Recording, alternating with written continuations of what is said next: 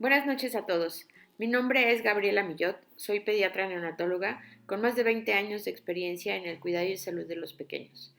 Actualmente trabajo en el Hospital Médica Sur, Consultorio 409, Torre 2. Antes que nada, me gustaría agradecerles su presencia en esta sesión informativa acerca de mitos y realidades sobre COVID-19. El día de hoy nos acompaña el doctor Fernando Aguilar del Real. Él es pediatra e infectólogo pediatra, egresado del Hospital Infantil de México Federico Gómez. Además, cuenta con estudios de maestría en ciencias médicas, especializada en investigación de genes de Salmonella typhi, con sede en el Centro Médico Nacional. Es asesor en vacunas para Novartis y GlaxoSmithKline. Sus áreas de interés son el uso y manejo de antibióticos.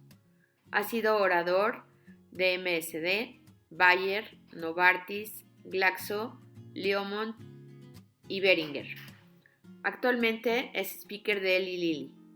Su práctica clínica se encuentra en el Hospital Médica Sur. Antes de comenzar, pido su paciencia por cualquier problema técnico que pueda haber. Sabemos que la tecnología es impredecible, sin embargo, nos hemos esforzado para llevar la práctica de la mejor manera posible. Les pedimos por favor que mantengan su cámara y micrófonos apagados durante la ponencia. Al finalizar, habrá un espacio en el que podrán prender sus micrófonos nuevamente y hacer las preguntas que gusten. Por último, les recuerdo que la grabación de la plática se encontrará en mi página de Facebook y en mi canal de YouTube, ambos Doctora Millot Pediatra para ti. Muchas gracias por acompañarnos. Esperamos que la información les sea de utilidad. Comenzaremos con un breve mensaje. Parece ser que el mundo se vuelve exponencialmente más duro. Es difícil ver más allá y seguir adelante, ignorando las tragedias que nos acechan día con día. Hambre, guerra, economía y enfermedad, guiados por gobernantes realmente incapaces. Con la humanidad cada vez menos humana, se vuelve fácil ignorar las cosas buenas. Pero hay gente que todavía nos ayuda a creer que hay esperanza y que con su trabajo y esfuerzo inquebrantable nos hacen tener fe en un mejor mañana.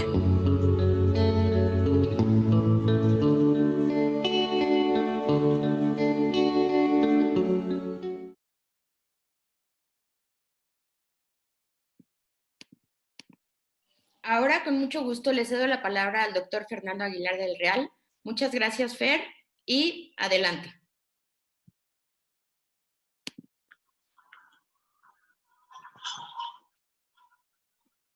Muy bien. Un segundito en lo que echamos a andar la presentación.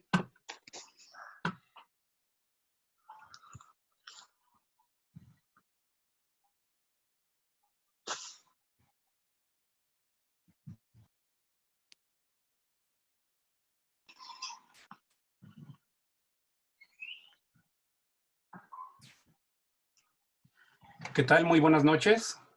¿Cómo están? Espero que todos estén muy bien. Agradezco muchísimo la oportunidad de estar con ustedes en este momento, sobre todo con una audiencia tan grande y tan importante. Todos son conocidos, amigos y allegados. Y sobre todo le agradezco muchísimo a la doctora Gaby Millot, quien es una gran amiga, colaboradora y una gran profesional. Estamos en una época inédita para prácticamente todos nosotros.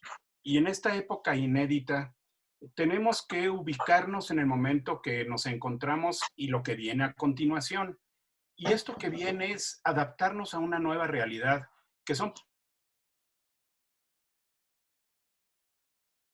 Vamos.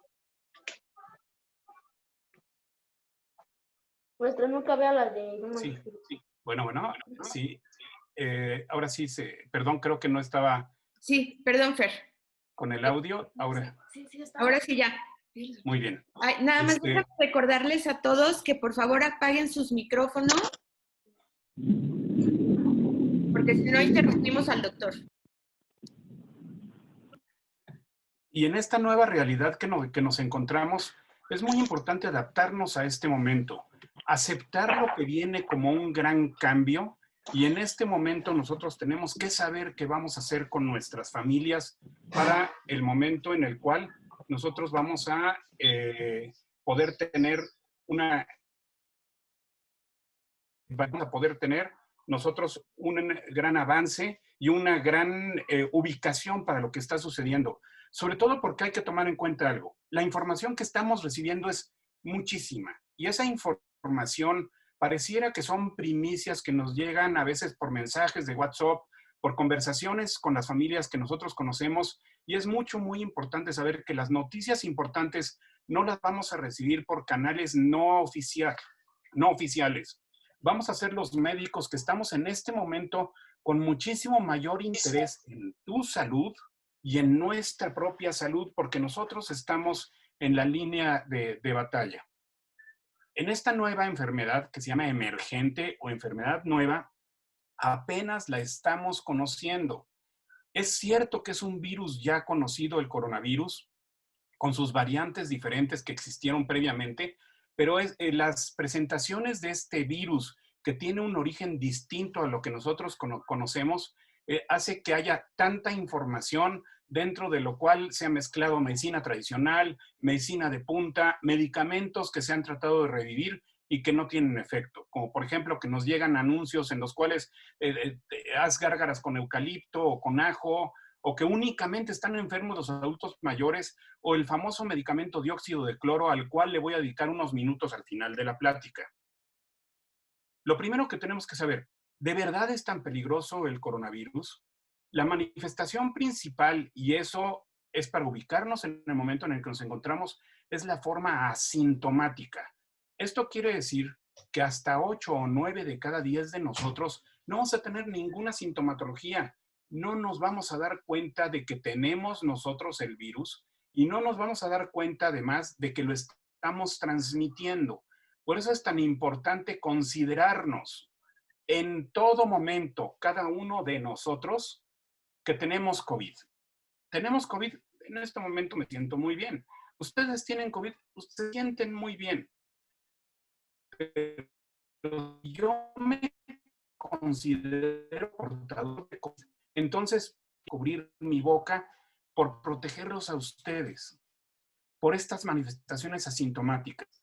La inmensa mayoría más de los casos que se manifiestan, los síntomas van a ser muy leves y en un 16% de relacionada con el COVID porque hay muchas manifestaciones. En promedio en el mundo, los mayores de 80 años han tenido una tasa de mortandad que llega hasta el 15% si tienen sintomatología. Hay que ubicarnos quiénes son los riesgos. Y los pacientes con riesgo nos los han comentado ya varias veces, personas de la tercera edad o que superan los 50 años, pero hay otros padecimientos que son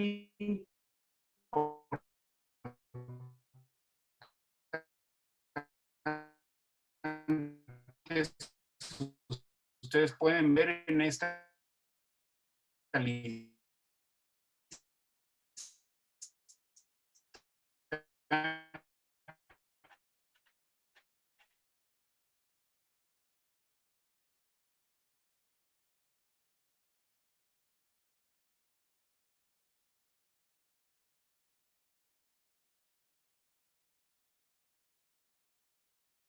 por ejemplo, influenza en sus manifestaciones graves. Por lo tanto, el embarazo es una situación en la cual podemos tener nosotros complicaciones y las mujeres embarazadas deben de cuidar mucho su salud. Los diabéticos tipo 1 y la obesidad, que es un punto que ha tomado un auge particular en México por las manifestaciones de la enfermedad por edades que tiene mucho que ver. No es únicamente una enfermedad para personas grandes. Si nosotros conocemos un poquito cómo funciona el virus y no se trata de que sea esta una plática de medicina, es una plática para que entendamos qué sucede con el virus. A ver, los coronavirus existen desde hace siglos y el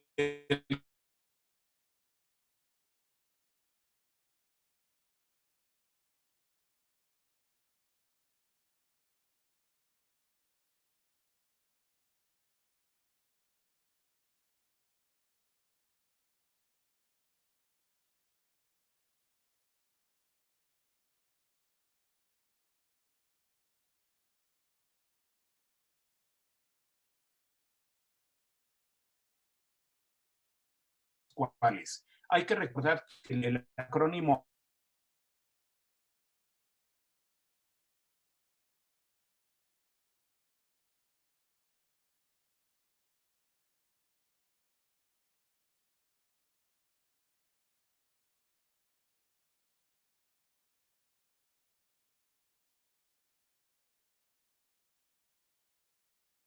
de infectividad. Eso es que estas enfermedades se manifiestan principalmente en el grupo de los beta coronavirus. Ahora, me voy a adelantar una diapositiva y voy a ya regresar a esta. ¿Por qué aparecen nuevos virus? Actualmente el conocimiento médico de las gentes más eruditas en el tema de los virus nos indican que nos conocemos a menos del 1% de los virus existentes y 70% de los nuevos virus vienen de animales. Habitualmente esos son sus hospederos. Hospederos son los que reciben y tienen como parte de sí un nuevo agente patógeno o un agente patógeno ya muy viejo que los infecta a ellos. Y por ejemplo, es que hay ejemplos como el coronavirus en este caso, pero el parvovirus. Cuando yo menciono parvovirus, todo el mundo piensa en un perro. Cuando hay un parvovirus humano, que es el parvovirus B19, están separados. El parvovirus humano no infecta a los perros. El parvovirus de los perros, les pusimos aquí, no infecta a los humanos. Bueno, el coronavirus. El coronavirus tenía sus grupos, el alfa para los seres humanos, el beta para los animales. Y este virus tuvo la capacidad, por el contacto con los animales, por cambios ecológicos, los cambios climáticos que estamos teniendo y la globalización de empezar a infectar a seres humanos y la movilidad que tenemos actualmente en todo el planeta hizo que se extendiera rápidamente y que tuviéramos una pandemia como película de ciencia ficción en pocos meses. Por lo tanto, el contacto fue lo que tuvo la infección. Y si ustedes ven en el lado derecho de sus pantallas, ustedes pueden ver que hay varios animales a los cuales se les ha atribuido la capacidad de producir enfermedades como en este caso los murciélagos, los roedores, murciélagos y en algunas ocasiones algunos portadores intermedios como bovinos, como felinos, camellos incluso, que fue el caso de otro virus que logró hacer el salto probablemente de murciélagos a camellos y probablemente después tuvimos nosotros la infección por el virus MERS, muy parecido, que ocasionaba el síndrome de Medio Oriente de dificultad respiratoria, que fue una tragedia en Medio Oriente y es muy parecido a lo que está pasando con nosotros. El virus tiene una corona, todos lo saben, nos lo pasan todos los días en la televisión. Pero es muy importante que sepamos que la superficie del virus tiene unos receptores, unas proteínas de membrana que sirven como si fuera una llave. Esa llave no tenía un receptor y esos son los receptores productores de angiotensina que se producen con mayor frecuencia en personas de mayor edad y que tienen hipertensión. Entonces, estos receptores de membrana de la proteína, estas proteínas de la superficie, encontraron un sitio al cual adherirse. Y una vez que se adhieren, lo cual puede ser a veces en muy poco tiempo, logran adherirse como si fuera una llave y posteriormente introducirse al interior de lo que tenemos aquí. De aquí adentro, está dentro de mis células, no hay trago de agua o té de manzanilla o agua de tlacote que me saque, porque está dentro de estas células. Lo que daña el virus va a dañar mi propio organismo porque ya es parte de nosotros. Ya me agarré y nadie me suelta. Y por eso hay algunos mitos que nosotros queremos platicar como formas prácticas de cómo nos debemos de cuidar, porque si me voy en este momento a Acapulco, me voy a encontrar que las playas están sumamente llenas, en la creencia de que el COVID-19 no va a sobrevivir en el clima cálido y húmedo. Hay razones distintas por las cuales el coronavirus sobrevive menos. No es que sobreviva menos, es que si yo estoy con frío en el invierno, nos confinamos en cuartos, estamos mucho más cerca unos de otros y no estamos al ambiente. Pero si yo estoy en una convención o estoy en una sala de sorteos o un bingo, estoy encerrado en Acapulco, por supuesto que me puedo infectar. Por lo tanto, el clima cálido disminuye el contagio. Como se los pongo aquí, las secreciones respiratorias, las gotitas de saliva, lo que expulsamos al hablar, toser o estornudar, es más frecuente cuando estamos en una habitación cerrada, lo cual sucede en los climas fríos, y por eso es tan importante que en clima cálido o en clima frío nosotros tengamos etiqueta respiratoria y higiene de manos. El frío entonces y la nieve pueden matar al nuevo coronavirus, tampoco es cierto. Habitualmente cuando uno trabaja en laboratorios de microbiología o virología, cuando uno termina el trabajo del día, toma uno las platinas o los medios de cultivo y para conservarlos para el día siguiente los pone uno en un refrigerador o en un congelador, a veces hasta menos 70 grados centígrados, para regresar al día siguiente a trabajar con ellos. Es decir, el virus no murió, se conservó bajo esas circunstancias. Por lo tanto, el hecho de que haga frío no va a congelar y limitar su movilidad. Por lo tanto, cuando vengan los climas fríos que están en este año tan poco típico, en pocos meses los vamos a tener encima de nosotros, ¿cómo los vamos a diferenciar? No se puede. De primera intención, con una exploración física o observando la garganta o al paciente, la sintomatología inicial es exactamente la misma. Va a costar mucho trabajo el poder diferenciar los cuadros de influenza o los cuadros de infección por otros virus como el coronavirus estacional de la sintomatología inicial de este coronavirus. Por lo tanto, el diagnóstico de certeza únicamente lo vamos a poder saber identificando el virus. ¿Y cómo lo vamos a identificar? La prueba de oro, en medicina le llamamos gold standard, es tomar un hisopado de PCR en toma nasal. Es muy importante que nos aseguremos de que sea la prueba ideal, porque actualmente están circulando otras pruebas que son pruebas rápidas, inclusive algunas en saliva que no son la mejor prueba. Esto no quiere decir que no funcionen, pero existe un concepto que se llama el falso negativo. Esto quiere decir que a mí me toman el hisopado y la prueba me dice que no estoy enfermo cuando en realidad sí lo estoy.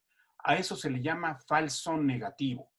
Inclusive la prueba de PCR en toma nasal puede tener falsos negativos y la causa de que eso suceda es que no se tomó adecuadamente la prueba, puesto que se tiene que meter el hisopo en lo más profundo de la nariz y si no llegamos al sitio adecuado, es poco probable que el virus lo podamos identificar. Los hisopados faringeos pueden salir positivos, pero tienen riesgo de que salgan negativos. Por lo tanto, tiene que ser PCR en toma nasal para que tengamos la certeza. Las pruebas rápidas en sangre o las pruebas rápidas nasales no son el estándar de oro, porque tienden a tener muchos falsos negativos.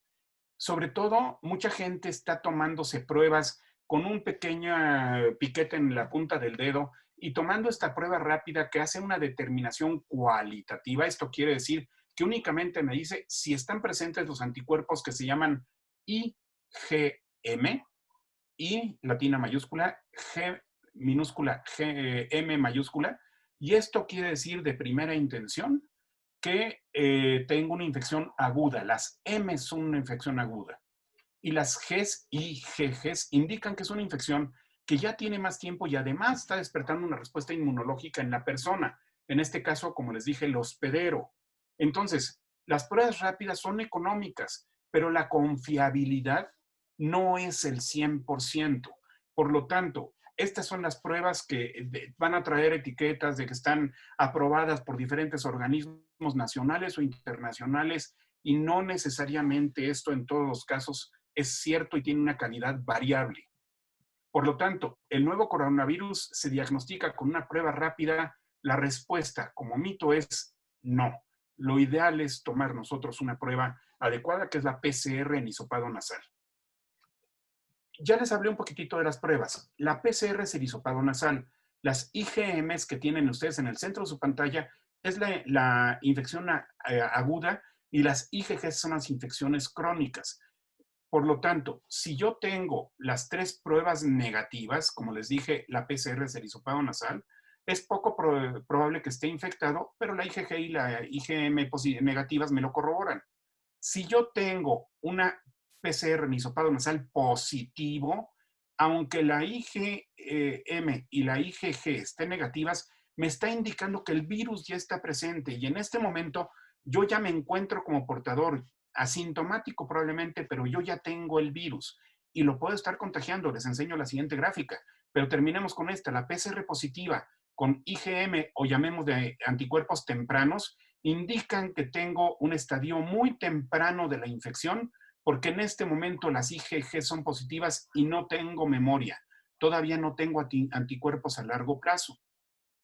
En la siguiente renglón tenemos la PCR positiva, que indica la presencia del virus, con anticuerpos tempranos y anticuerpos tardíos. Esto indica que la infección está activa y está pasando al periodo en el cual estoy empezando a producir defensas. Si se me negativizan las IgMs, indica que es una fase final de la infección. Si tengo, ¿cómo se llama? Una IgM positiva, pero el hisopado nasal es negativo, es probable que tenga un falso negativo y tengo una fase temprana de la enfermedad y habría que confirmarla.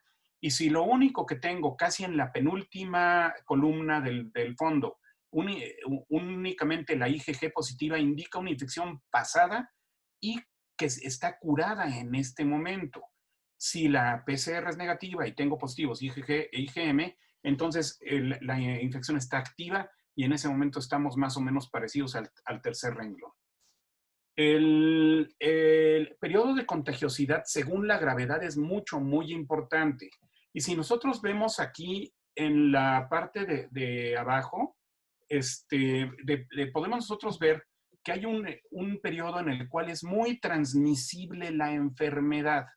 ¿Sí? En este periodo muy transmisible, que es la franja roja que nosotros tenemos aquí, en prácticamente todos los casos, incluyendo los asintomáticos y las enfermedades leves, se encuentra más o menos entre la primera semana, es decir, los primeros 7 días del contacto con el virus y los siguientes 7 días. Pero es muy importante que nosotros sepamos la relación entre la sintomatología y el contacto, porque de todas maneras, aunque sea poco transmisible, existe un concepto que hay que empezar a entenderlo: carga viral. La carga viral se refiere a la posibilidad de que yo tenga una cantidad muy grande o muy pequeña de virus y que estos virus de primera intención me estén ya produciendo la enfermedad, y esto va a depender mucho del tiempo de exposición, como se los voy a platicar al final.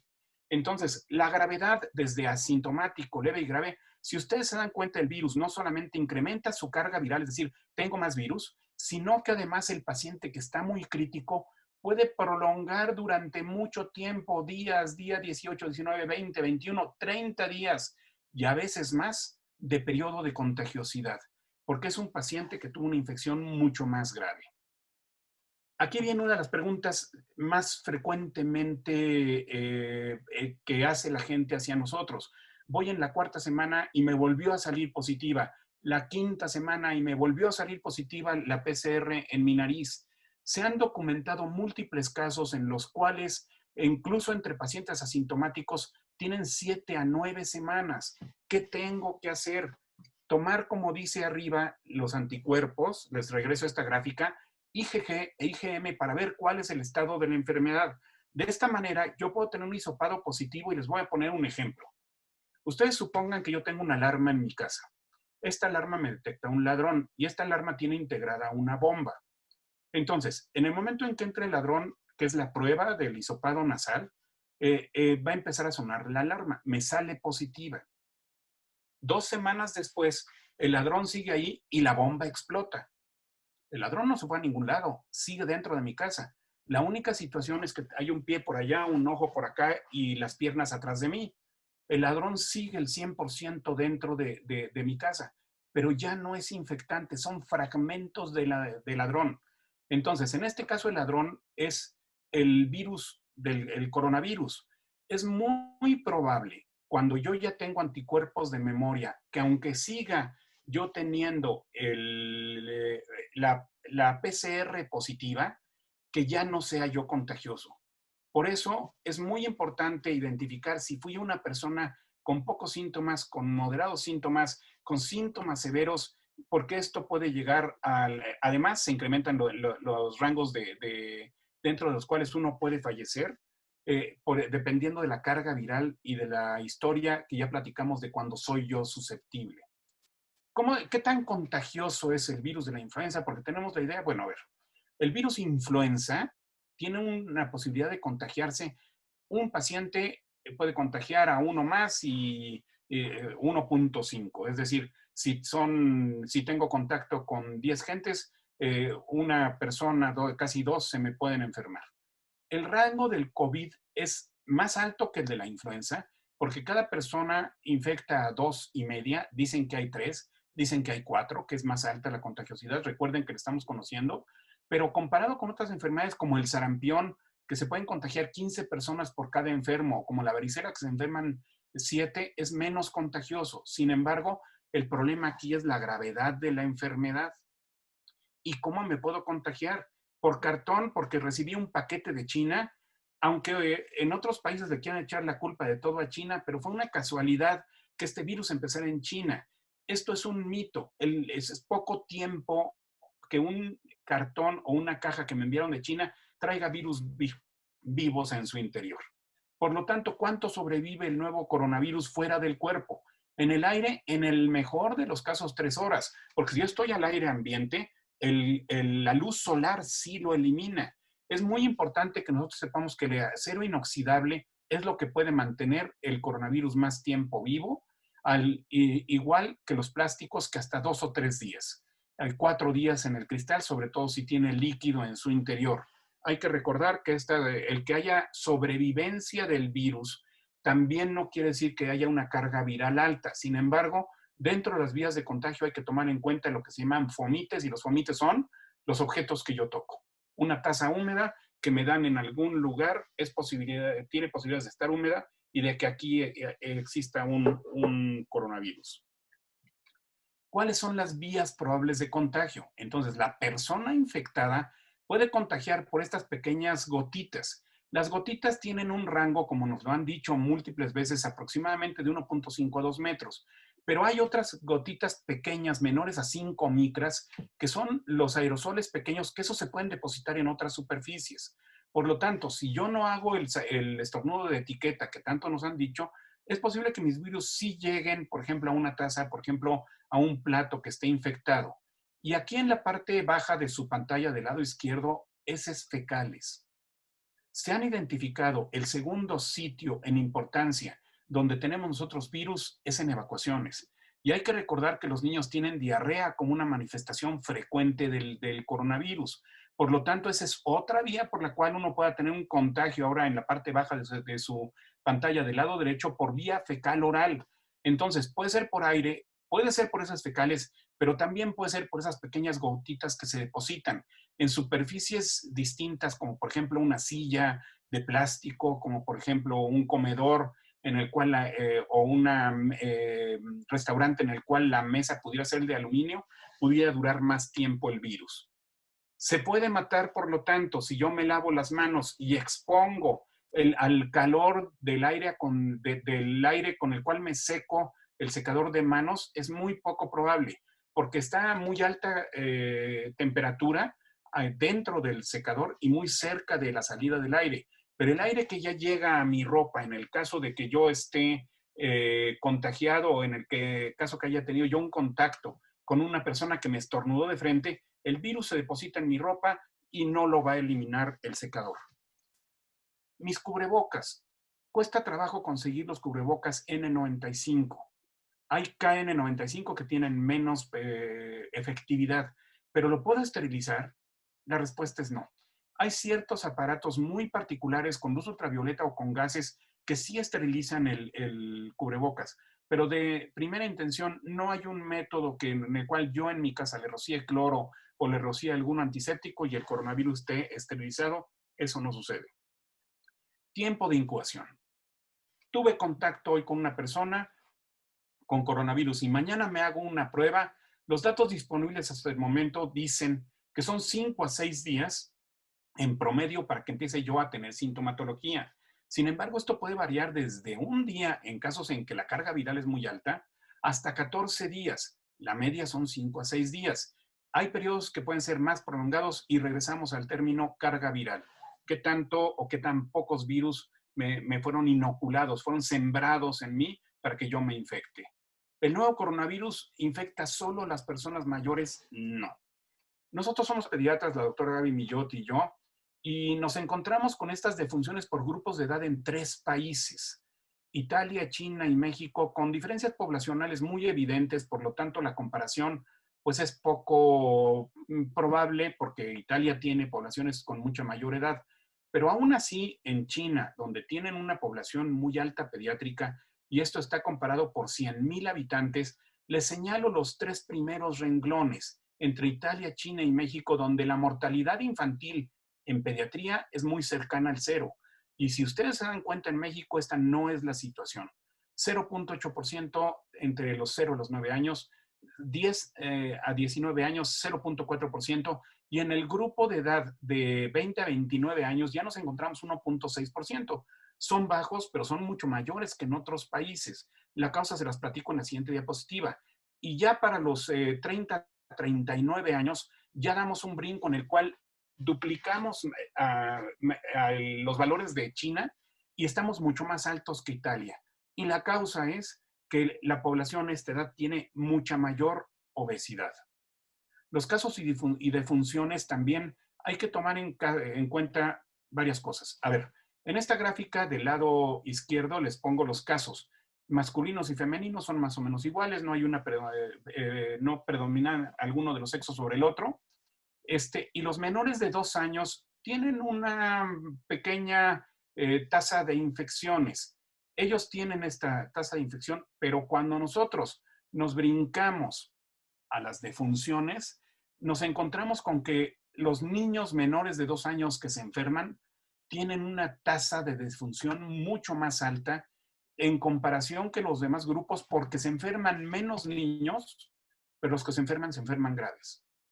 Entonces, es importante que los niños menores de 2 años sean vigilados estrechamente y sean llevados a su consulta con el pediatra si es que tenemos sospecha. Porque ya después, en el siguiente grupo de edad de 3 a 5, de 5 a 10 años, disminuye la enfermedad para llegar nuevamente entre los 10 y los 18 años, en los cuales volvemos a tener otro pico de incremento de defunciones, igual con misma determinación de sexos, igual más o menos para hombres y mujeres, pero porque ya tenemos problemas de obesidad y ciertas comorbilidades. Por lo tanto, ¿es peligroso en los jóvenes? Algunas situaciones, pues sí, el asma es una de las causas que hacen que el paciente se enferme mucho más grave. Y cualquier enfermedad crónica, inclusive algunos adolescentes que fuman y que pueden empezar a tener cuadros bronquiales de crónicos, esto puede también ocasionar que uno se infecte. Los perros y los gatos pueden transmitir el nuevo coronavirus. Se ha logrado encontrar por hisopados algunos coronavirus en algunas mascotas, pero no se ha encontrado un solo caso en el cual los perros hayan transmitido y los gatos el coronavirus al ser humano. Pero siempre hay que tener en cuenta que la superficie del perro y del gato pueden estar contaminadas. Lo que hay que tener es mucho cuidado de que si alguna persona está contagiada y lo acarició, y después lo acaricio yo, tengo que irme a lavar las manos y utilizar el cubrebocas para de preferencia evitar mi riesgo de contagio como si fuera un contagio en una superficie. Aunque hay casos que han dado positivo, como se los mencionaba, hasta el momento no hay ninguna demostración en el mundo de que las mascotas lo puedan transmitir. Por lo tanto, mantengamos a nuestras mascotas en casa. Y si un mosquito pica a una persona y me pica a continuación a mí, tampoco me va a transmitir el coronavirus. Hasta el momento no se ha encontrado un solo caso en el cual se transmita por mosquitos, pulgas o algún otro insecto que sea hematófago. ¿Me puedo curar de la infección sin tratamiento? Pues sí. La inmensa mayoría de la gente, como se los comenté al principio, son asintomáticos. Por lo tanto, es sumamente probable que las personas que no tienen ninguna sintomatología se curen sin tomar ningún medicamento. Y si además me dio sintomatología leve, parecida a un cuadro infeccioso, no requerí ningún medicamento. Probablemente tomé un acetaminofén, una aspirina, un medicamento, todos estos prescritos por su doctor. Sin embargo, los síntomas son como los de un cuadro gripal que se manejan predominantemente con muchos líquidos y reposo. Y enjuagarme la nariz, hacer gárgaras con solución salina o con enjuague bucal, ¿me van a prevenir el contagio? Pues supongamos que mi pareja que duerme a un lado mío tiene coronavirus. Me voy a estar levantando cada 15 minutos a hacer gárgaras. Además, ya se los comenté al principio, el virus se interioriza. Por lo tanto, es muy probable que lo tengamos dentro de las células y que no sirvan absolutamente para nada el que esté haciendo yo este tipo de remedios. Tampoco el hecho de hacer nebulizaciones de agua hirviente con eucalipto, mentol o la sustancia que ustedes quieran disuelta ahí, eso tampoco mata el virus porque el vapor al cual está hirviendo está a más de 60 grados, pero ya no puede entrar a esa temperatura, a la vía respiratoria, porque nos quemaríamos. Por lo tanto, no se están eliminando los virus, aunque lo hayan visto en videos previos que dicen que de esta forma se elimina el virus. Los antibióticos. Actualmente hay antibióticos que están en uso para el coronavirus. Hasta el momento, y al final hacemos una pequeña revisión, no se ha demostrado su eficacia. Por lo tanto, no hay ningún caso en que yo vaya a conseguir estos medicamentos quitándoselos a personas que realmente lo necesitan, porque no hay evidencia de que los antibióticos estén funcionando para esto. Por lo tanto, ¿qué tratamientos y terapias han demostrado funcionar? El panorama hasta el momento, aunque tenemos ciertos medicamentos que se están ya ocupando, los que se han comentado hasta el día de hoy, julio, la hidroxicloroquina o cloroquina que la gente compró a raudales no es un medicamento que tenga evidencia de que esté funcionando. La Organización Mundial de la Salud y muchos países ya rechazan su uso. Este tratamiento que se utilizó originalmente para el tratamiento de enfermedades virales para virus graves no es útil, ya se demostró que no está funcionando. El lopinavir o ritonavir no funciona. El plasma convaleciente. Hay estudios en México, algunos se han detenido porque los resultados están siendo muy controvertidos, no hay conclusiones, no hay una evidencia para que ustedes corran a comprar o a tratar de conseguir plasma de personas que están enfermas porque no hay evidencia de que se vayan a curar. Y la dexametasona. En los casos graves en terapia intensiva se ocupan. Déjenoslo por favor a nosotros cuando tengamos al paciente en terapia intensiva. El hecho de que tengan ustedes un contacto con un paciente con coronavirus y que ustedes se inyecten dexametasona en ese momento no va a mejorar el pronóstico, no va a disminuir la inflamación, es para ciertos casos muy específicos con un examen médico y prescrito por un médico. Otros tratamientos, como los antibióticos que les comentaba previamente, como la acitromicina, la ivermectina, son antibióticos que no han demostrado evidentemente su eficacia. Por lo tanto, no hay ningún caso en que yo esté comprando antibióticos. Y el oseltamivir, que es el tratamiento para el virus influenza, que se está utilizando actualmente con protocolo en una institución de salud de nuestro país como tratamiento, no es conclusivo, no hay evidencia de que aún duplicando o triplicando la dosis funcione para el coronavirus. Los anticoagulantes sí funcionan, con indicación médica, pacientes que tienen exámenes de laboratorio, que demostramos que su coagulación está alterada, se los vamos a administrar en la terapia intensiva. No compren ni consuman anticoagulantes, a menos de que ustedes tengan una indicación o supervisión de que lo deben de tomar por una condición médica. En ese caso sí, no lo suspendan. Ahorita hay una diapositiva más con respecto a anticoagulantes. La ribavirina es otro antiviral, no hay evidencia. Y en algún video de alguna doctora latinoamericana, con mucho respeto para ella, ella habla acerca de antivirales de calidad. Ese término no existe, discúlpenme. Hay antivirales que son específicos para los virus. ¿Recuerdan las primeras diapositivas en las cuales les dije que las proteínas de superficie del coronavirus funcionan como si fuera una llave? De la misma manera, los antivirales funcionan como si fuera una llave. Por lo tanto, voy a poner el ejemplo de otra enfermedad, la varicela o el zóster. Tiene un antiviral que se adhiere a los receptores del virus, que es el aciclovir. Es otra enfermedad, no tiene que ver con el coronavirus, pero ese es el antiviral más indicado porque funciona como una llave. Por lo tanto, es muy importante que nosotros sepamos que no hay antivirales de mala calidad y por eso no se curó el paciente. Es que en este momento el antibiótico o el antiviral no se ha determinado hasta el momento cuál es el que va a funcionar mejor. Como este anticuerpo monoclonal que desgraciadamente son caros, esto quiere decir que yo hice un anticuerpo que va directo y se adhiere al virus, es demasiado pronto para saber los resultados.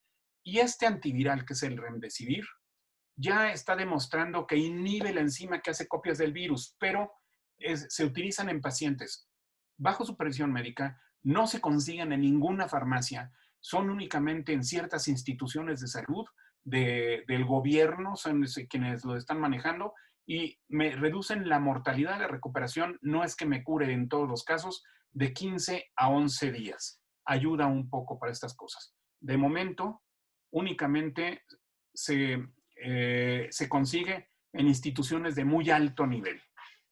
El tratamiento de la hipertensión. Como los receptores de la hipertensión son los mismos receptores para los cuales se une el coronavirus, mucha gente pensó que tenía que suspender su tratamiento antihipertensivo y esto no se debe suspender porque la hipertensión es un factor de riesgo para que en algún momento yo me complique. Y puedo tratarlo con poniéndome en el cuerpo alcohol o cloro. Esta situación es inadecuada. El alcohol únicamente elimina el virus en las superficies. No debo de estar irritando mi piel con estas cosas porque además el cloro se absorbe por piel y es tóxico. No debo de estar poniendo el cloro sobre mi piel. Y el dióxido de cloro. Es una sustancia que no es nueva en absoluto. Tiene décadas de que en Alemania un médico empezó a promocionar su uso y esta persona ha tratado de revivirlo para cualquier cantidad como de enfermedades, como si fuera una panacea para el ébola, para la lepra, para el MERS-1, para el SARS-1. Y esta sustancia es tóxica, no se debe de ocupar. No está aprobada por COFEPRIS ni por ningún organismo internacional porque es tóxico. Produce insuficiencia renal y su uso no solamente está prohibido. Quien lo promueva y lo use debe ser denunciado por daños a la salud. Es una sustancia tóxica, por favor, no caigan en el juego de ciertas personas que no, sin escrúpulos, lo manejan dándolo como una panacea. La aspirina. Este es un anticoagulante que si su médico lo indicó como preventivo de infarto o para prevenir coágulos, úsenlo, continúenlo, por favor. Una gran pregunta dentro de los mitos. ¿Quedas inmunizado si te enfermas? La gran mayoría de las infecciones, prácticamente todas, una vez superadas, dejan una inmunidad.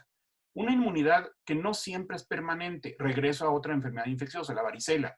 La varicela, supero mi varicela y me queda cierta inmunidad. Pero cuando mi inmunidad disminuye y yo soy mayor de edad, hay posibilidades de que se reactive la varicela que me dio de chico en forma de zóster, una enfermedad que produce vesículas en las superficies de la piel que son muy dolorosas y esa es la reactivación. Por lo tanto, sí puede haber enfermedades que vuelvan a infectar al paciente. En este momento tenemos pocos meses de conocer este virus. ¿Qué va a suceder con él? ¿Será como influenza que muta y va a estar cambiando cada año? Esperemos que no. No lo sabemos, solo el tiempo lo va a decir. Puede ser que vaya a quedar como un virus estacional. De momento, todos los seres humanos de este planeta somos sensibles a enfermarnos y susceptibles. ¿El ajo puede prevenir la infección por el coronavirus? No. Estar tomando ajo no es un tratamiento. De verdad, créanme que mucha gente lo está ocupando y no disminuye ni la gravedad, ni disminuye la posibilidad de que te infectes. ¿Ha llegado para quedarse entonces el coronavirus? Sí, es lo más probable. Y pasará a ser muy probablemente uno de los virus estacionales que nos están infectando por el comportamiento que lleva el virus hasta este momento. La duración o el impacto de la epidemia va a variar según los países y depende de si nos confinamos, si no nos confinamos. Ahorita les doy algunas medidas para saber cómo vamos a seguir viviendo, porque hay que acostumbrarse. Las vacunas deben de probarse. No se pueden sacar el vapor. La vacuna ya está fabricada. No se ha liberado porque tiene que pasar por todas las etapas de desarrollo de las vacunas. probarse en miles, en cientos de miles de pacientes antes de librarlos a los millones. Pero tomen en cuenta algo. Habrá 300 millones de dosis disponibles al final del 2021. Este año no vamos a tener vacuna para nosotros. Este año no vamos a tener inmunidad para nosotros, ojalá. Pero esa no es la realidad. Hasta el 2021, por lo menos uno de los laboratorios es cuando está prometiendo esa cantidad de vacunas, tomando en cuenta que somos miles de millones de personas en este planeta y van a liberar 300 millones de dosis para el final del próximo año. Esperemos que entre los otros laboratorios cubran un poco más las expectativas. La vacuna para la influenza, entonces, ¿sirve para proteger el coronavirus? No, pero aplíquensela. No suspendan ni retrasen los esquemas de vacunación de sus hijos. Algunas vacunas, por ejemplo, mucha gente no está llevando a vacunar a sus hijos para no exponerlos. Sin embargo, si no vacunan a sus hijos contra el rotavirus, se pierde la oportunidad y el niño queda susceptible de una de las enfermedades que más hospitalizamos los pediatras. No puede retrasarse mucho porque la oportunidad de vacunación es de entre los primeros meses de vida. Consulten a su pediatra. Los esquemas incompletos no protegen adecuadamente, por lo tanto, tienen que llevar el calendario de vacunación de forma adecuada. Y el hecho de que ustedes retrasen el esquema de vacunación los arriesga a que contraigan otras enfermedades como tosferina, las cuales los adultos podemos tenerlas como portadores y transmitírselas a nuestros hijos. Algunos pacientes adultos y pediátricos, además, se demostró ya en otros países que ya están más avanzados en el número de pacientes que se infectaron de coronavirus y de otras enfermedades. Por ejemplo, influenza, por ejemplo, neumococo, por ejemplo, influenza tipo B, que es una bacteria. Una cosa es el virus de influenza, otra es la bacteria influenza. La bacteria influenza está en la vacuna pentavalente de los 2, 4 y 6 meses. Y si ustedes retrasan la vacunación de sus hijos y tenemos la mala suerte de que se infectan de coronavirus, pueden sobreinfectarse simultáneamente por otro germen y esto no es una muy buena combinación, al contrario, es muy peligrosa. ¿Qué vamos a hacer antes de salir a un lugar público entonces? Las actividades se están reiniciando y es posible que ya mucha gente quiera salir, asistir a eventos, reuniones. No hay forma de garantizarlo. Esto me lo preguntan. No hay riesgo de ir aquí, no hay riesgo de ir allá. El riesgo cero no existe y no va a existir, por lo menos durante muchos meses. Por lo tanto, debemos de comprender quiénes son los que tenemos riesgo y comprender a las personas que están con nosotros. A lo mejor yo soy una persona de bajo riesgo, pero si mi padre está conmigo, si mi hijo tiene menos de 2 años, como ya vieron, puede enfermarse y tener una enfermedad grave, entonces tengo que considerar mucho salir a un lugar público. ¿Van a ir a visitar a sus familiares o amigos?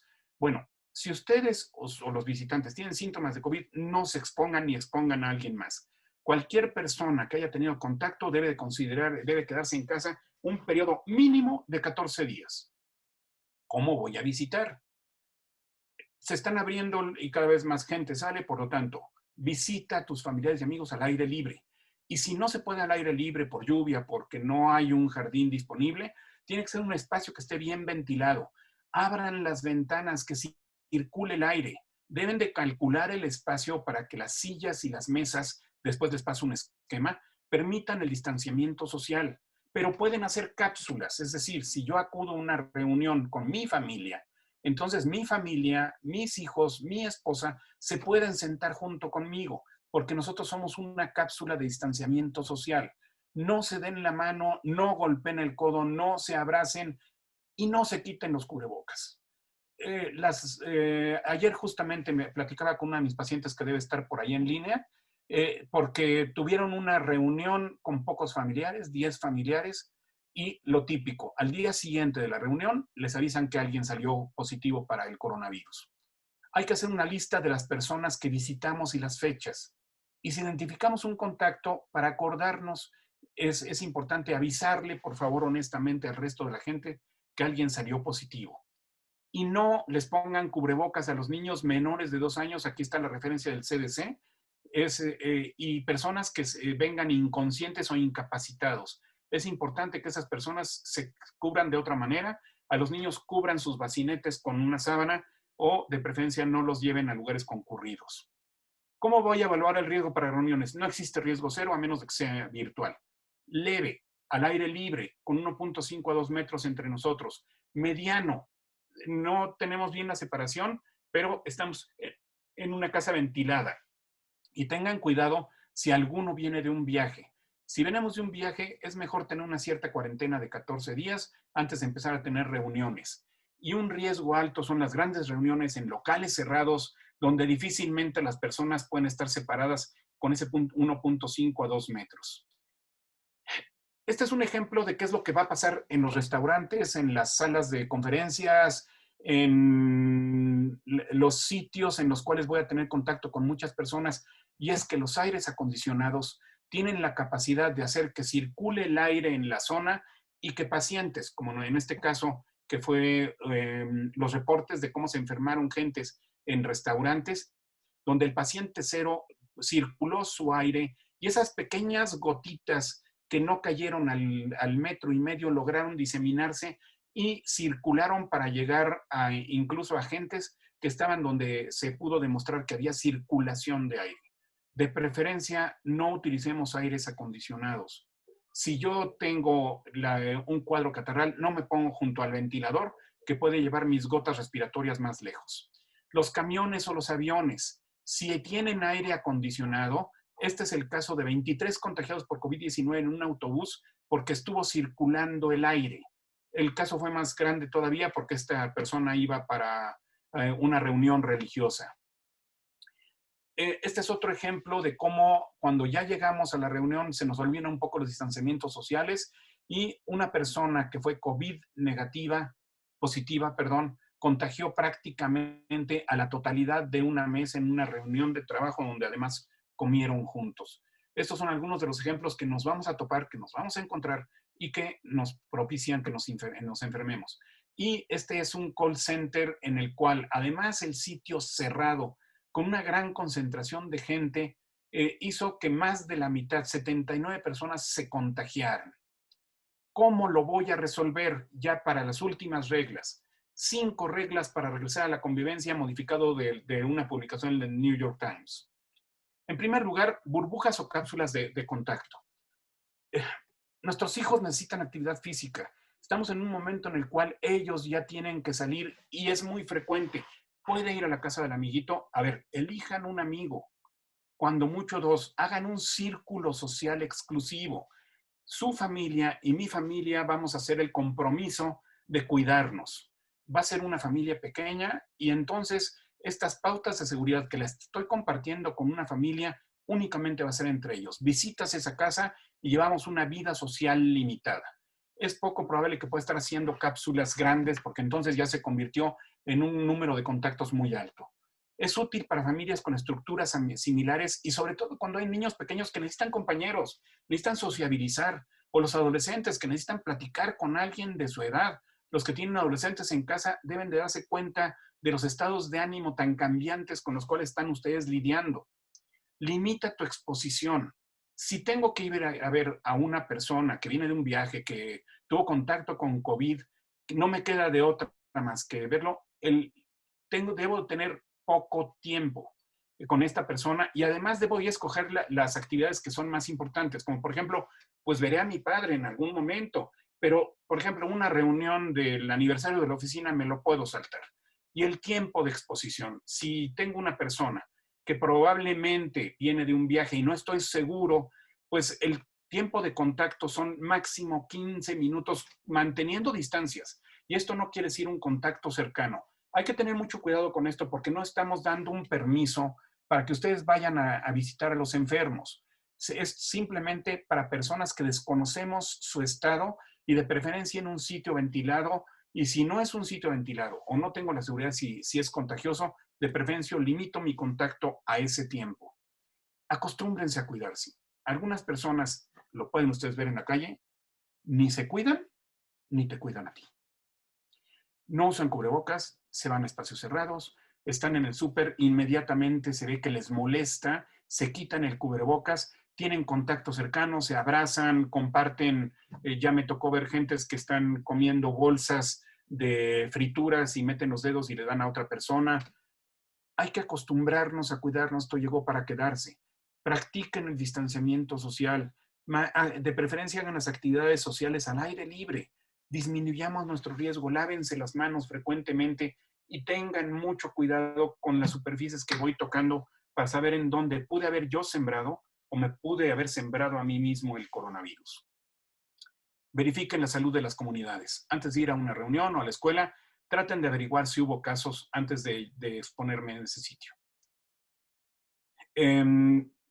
Creo que en este momento puedo ceder la palabra a la doctora Gabriela Millot. Creo que hay preguntas del público con muchísimo gusto.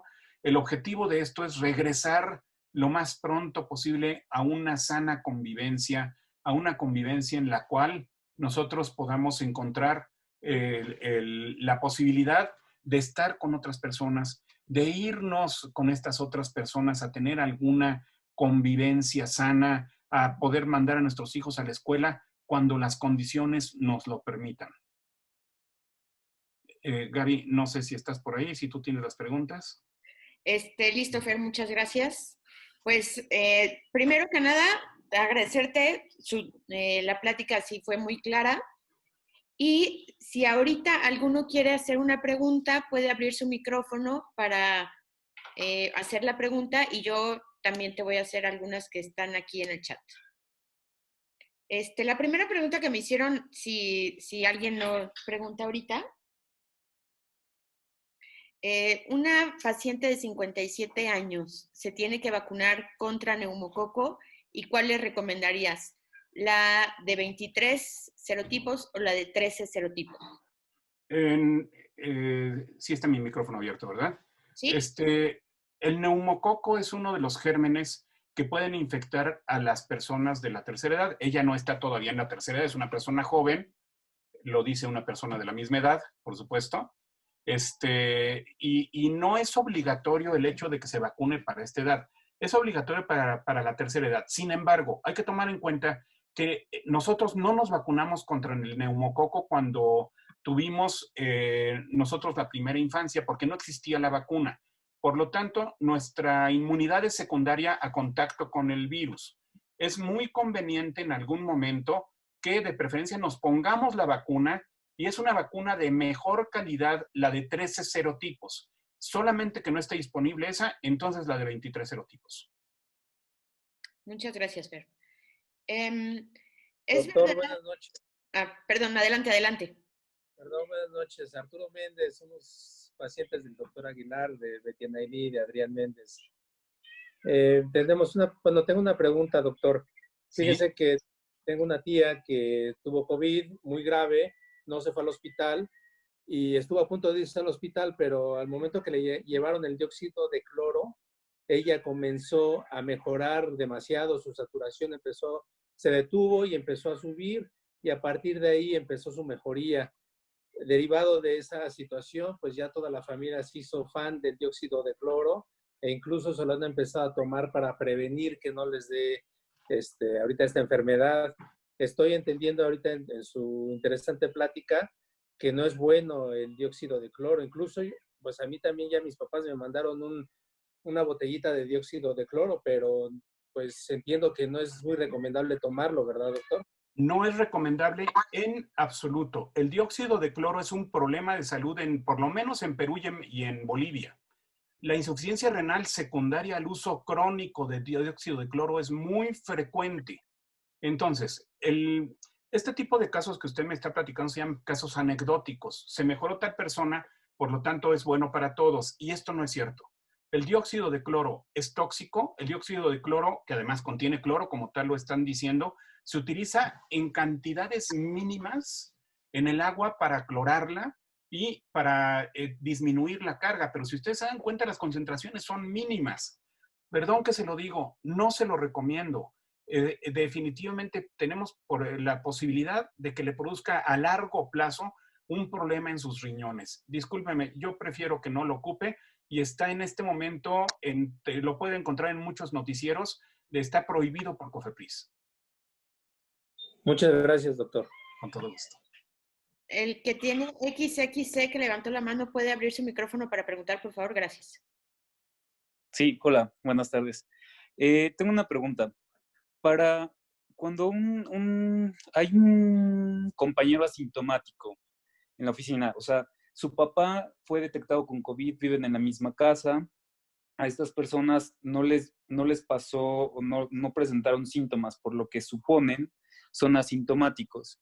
¿Se puede convivir normalmente con ellos? O sea, porque por lo que entendí en las gráficas y lo que vimos, o sea, son 7 días antes o 7 días después de la incubación, pero cuando una persona es asintomática, el PCR puede salir positivo, aunque no el IgG y el IgM, ¿no? Porque pues eso quiere decir que ya generó el anticuerpo o no generó el anticuerpo, pero una vez que genera el anticuerpo y esas personas son asintomáticas, pueden contagiar el virus a otras personas con las que tienen que convivir todos los días.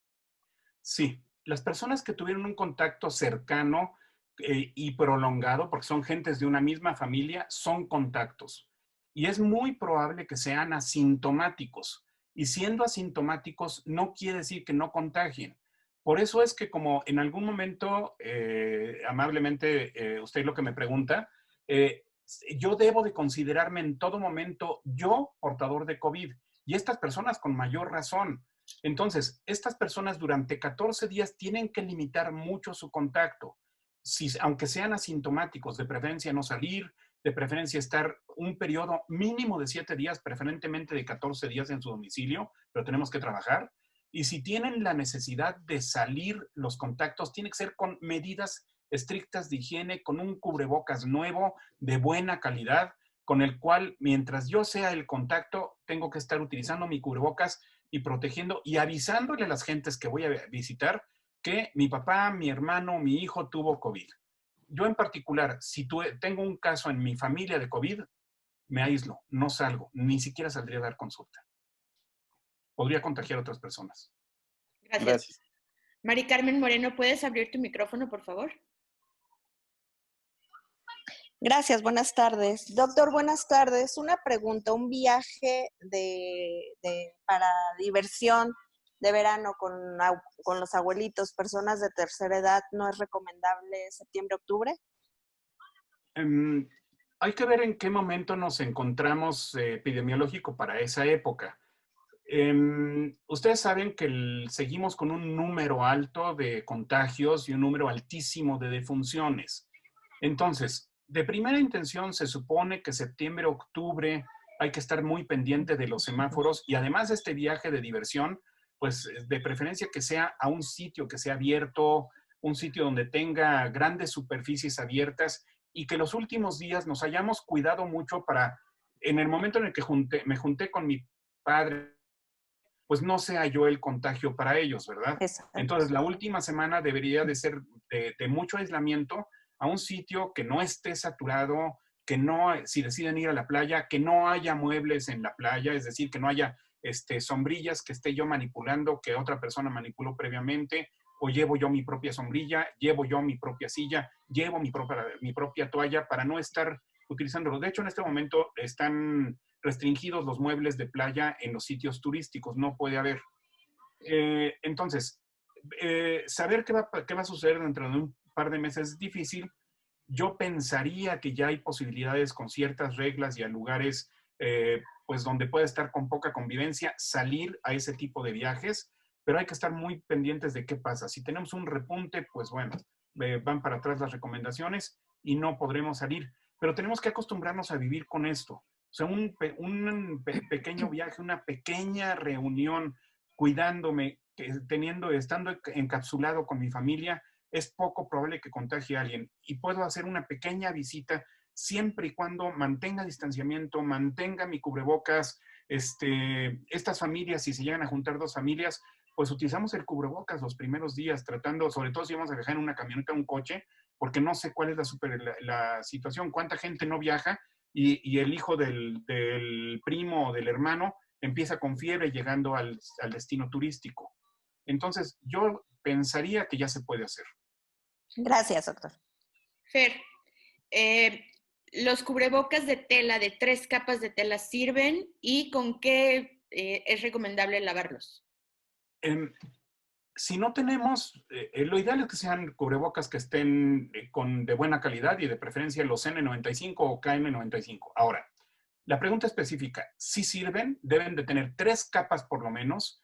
deben de tener por lo menos una capa de franela y 2 capas de tela parecida al material del cual están hechos las pijamas, calurosas. Entonces, si es posible, lo ideal es lavarlos con agua y jabón. Bueno, se deben de lavar con agua y jabón.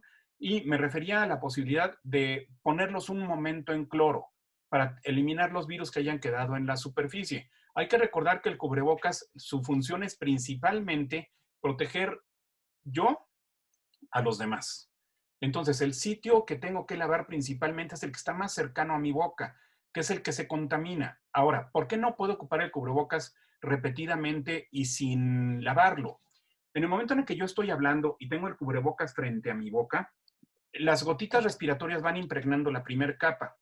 Poco a poco se pasan a la segunda capa y después, si ustedes ponen su mano frente a su boca, en este momento no tengo cubrebocas porque estoy solo en la habitación, pero inmediatamente que tenga contacto con los demás me lo pongo. Pero estas gotitas, este golpe de aire, posteriormente va sacando las gotitas que quedaron impregnadas en el cubrebocas y entonces empiezan a pasar. Por eso es que el tiempo de vida del cubrebocas es corto. Si no tengo otro cubrebocas y no me queda de otra, hay algunos que no se pueden lavar, pues lo expongo a la luz solar mucho tiempo, pero la idea es estarlo cambiando. Entonces, la respuesta específica es con jabón de manos, que elimina el virus, y posteriormente un poco de cloro y tratar de exponerlo al sol también. Ok, había otra plática que si servía la ivermectina, ya nos dijiste que no funciona la ivermectina. ¿Darías alguna recomendación de cuidado especial para un paciente asmático que regresa a trabajar? Los pacientes asmáticos deben de llevar su medicación todo el tiempo. Algo que eliminé por el tiempo de la plática fue precisamente el riesgo alto y bajo y que yo tengo que clasificarme como de riesgo bajo, medio o alto para saber si puedo tener convivencia. Entonces hay pacientes que son asmáticos intermitentes, el que nada más tienen rinitis alérgica, son de riesgo bajo. Si soy de riesgo medio o alto, entonces sí tengo que llevar mi medicación preventiva. De preferencia hay medicamentos como la budesonida, pregúntenselo a su alergólogo, que se toman por tiempo prolongado, sobre todo en periodos de fríos, de calor, de aire seco, de polen. Entonces, su tratamiento. Y tener una adecuada nutrición. ¿Cómo mejoro mis defensas? La respuesta es comiendo bien. Todas las vitaminas que ustedes necesitan están en su dieta. Si necesitan un complemento vitamínico es porque están comiendo bien, porque no están incluyendo vegetales en cantidad suficiente, principalmente vegetales y frutas. Entonces, ¿necesito vitaminas? Pues si estoy deficiente, sí.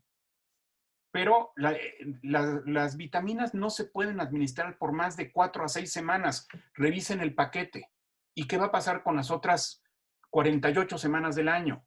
No puedo vivir tomando vitaminas. Entonces, comer bien, sus medicamentos preventivos, y si lo indica su alergólogo, hay algunos que lo apoyan, otros no, puede ser que fuera un buen momento para considerar, con la indicación de su médico, probablemente factor de transferencia.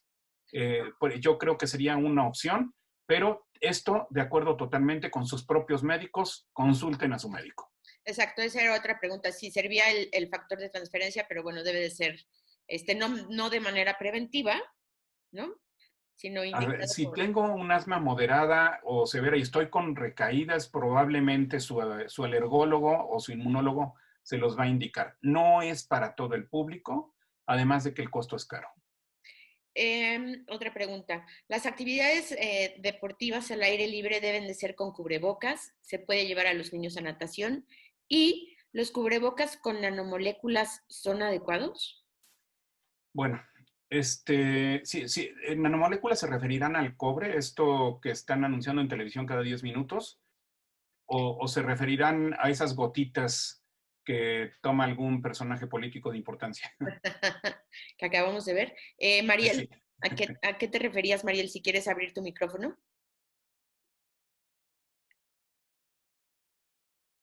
Porque así dice nada más. De nanomoléculas, bueno, hay nanomoléculas que se están promocionando. Me remandaron, me retuitaron de una persona que en marzo aseguró que China le iba a comprar toneladas de productos de nanomoléculas y que ahí iba a haber una gran aceptación por el gobierno chino y el mexicano. Ya pasaron 4 meses y no ha sucedido absolutamente nada, porque estos medicamentos, como las nanomoléculas, son medicina anecdótica. Es muy probable lo que me platicaban hace rato del dióxido de cloro. El dióxido de cloro le funciona a mi tía, que quién sabe si se curó por eso o por otra causa, entonces les funciona a todos, no es así. Entonces, si nos referimos a estas nanomoléculas, de primera intención yo les diría que no hay ninguna evidencia de que realmente funcionen. Ojalá funcionen y pueda ser un nuevo remedio. Ahora, si se refieren al cobre, que hay guantes y hay cubrebocas, yo no he encontrado bibliografía que diga que realmente sirve para algo, siendo que lo que necesito es estar lavando mi cubrebocas. Las actividades al aire libre depende de cuáles sean. Si estoy jugando tenis, yo estoy de mi lado de la cancha y solamente tengo un compañero del otro lado, no necesito un cubrebocas. Estoy a una sana distancia, estoy al aire libre. Si tengo un compañero a mi lado, estoy jugando de parejas, pues bueno, puedo seguir todavía. Es poco probable que vaya a tener un contacto directo con con mi compañero, y si me acerco mucho, pues mejor perdemos el punto y entonces no me acerco tanto. Pero las actividades como correr, si se puede, ya lo hicimos en la época de influenza, pues yo corría con cubrebocas, no tenía problema. Lo ideal sería que lo hicieran. Algunas personas, perdón que lo digo, escupen y de repente puede uno pasar en un momento después por donde están. Entonces, ese tipo de actividades donde voy atrás de una persona, de preferencia sí me tengo que cubrir.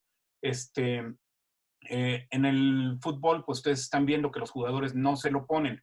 Y ir a un campo de juegos, pues bueno, pues voy a estar en el pasto, porque no puedo ocupar en este momento los subibajas, los columpios, porque no sé quién los utilizó. Vamos a estar atrás del niño con el jabón y espérame tantito antes de que te cambies el otro, te lavo las manos. Ahorita no están en uso. Entonces, actividades al aire libre, si estoy solo, sin cubrebocas.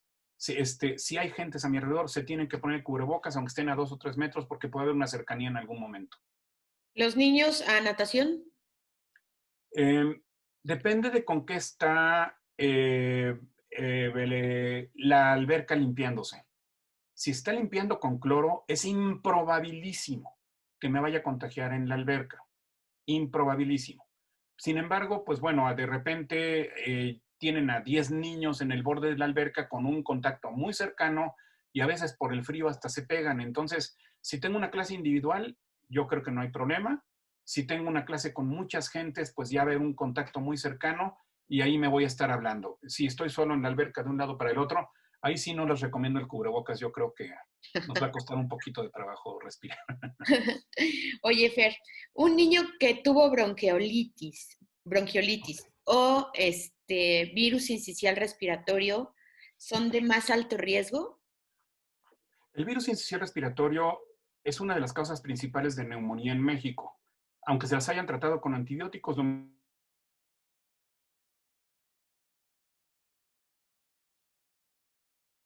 virus sincicial respiratorio.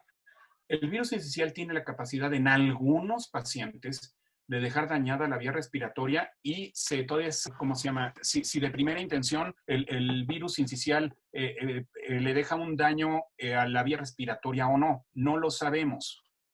Pero si ya hizo una bronquiolitis, es muy probable que sí sea más susceptible, como si fuera un asmático. En mi pantalla me está reportando falla de conexión. ¿Ustedes me escuchan? Sí. Sí. Me está reportando que tengo baja calidad de internet. Por favor, me avisas si empiezo a tener mala conexión. Sí, yo te mando mensaje por chat, pero sí te escuchas. Gracias. Entonces, si el sincicial respiratorio sintomático que ocasionó bronquiolitis o neumonía, sí puede dejar más susceptible al paciente y hay que tener cuidado con él como si fuera un asmático. Ok, o sea, pues ya como esto se va a volver estacional, en cada época va a ser como el mismo riesgo que la influenza.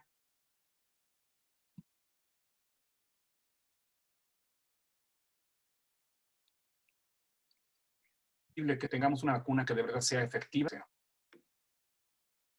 Ok. En pacientes que han estado intubados al nacer, que ahorita tienen 2 años, 9 meses, son más susceptibles. Si quedaron con displasia broncopulmonar, sí son más susceptibles, no nada más a padecer infección por este virus, sino cualquier virus respiratorio. Pero si tienen displasia broncopulmonar, que es un diagnóstico que puede darse en niños que estuvieron intubados durante algún tiempo. Pero tu hijo no tiene displasia broncopulmonar. Bel. Sí, en el caso particular que comenta Gaby, no tiene broncodisplasia. El hecho de estar intubado no condiciona necesariamente a que queden susceptibles. ¿Cuánta gente se opera y cirugías muy prolongadas y no tienen ese riesgo? ¿Qué opinión tienes con el bezafibrato como tratamiento para COVID? Me agarraste en curva completamente. Perdón, Gaby, no lo conozco. Yo tampoco. Perdón. No, Conocemos discúlpenme, les uno, prometo pero investigarlo, de verdad. No les quiero decir mentiras. Es la primera vez que escucho esa palabra, de verdad, discúlpenme. si tuvo neumonía el mismo pacientito que estuvo intubado hace un año,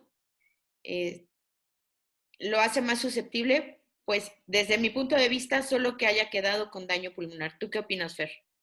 Yo pienso lo mismo. Muchas gentes tienen neumonías por cuestiones de agresividad del virus. Nosotros cuando nos enfermamos se rompe un triángulo, hospedero, huésped y ambiente. El hospedero somos nosotros. Si yo soy una persona que soy susceptible porque tengo asma, porque tengo diabetes, porque tengo obesidad, porque tengo hipertensión pulmonar o estoy acostado mucho tiempo, por eso tanta gente se enferma en hospitales, entonces esa es una cuestión mía. Pero también puede haber sido posible que haya tenido la mala suerte de haber estado intubado al nacimiento y la mala suerte de haber tenido la capacidad de infectarse por un germen que fue muy agresivo en ese momento. Los gérmenes, como parte de ese triángulo, pueden tener una baja infectividad, pero mis defensas están muy bajas y entonces me infecto. O ser muy agresivos y si yo estoy con defensas muy altas, no me infecto porque mi sistema inmunológico lo abortó.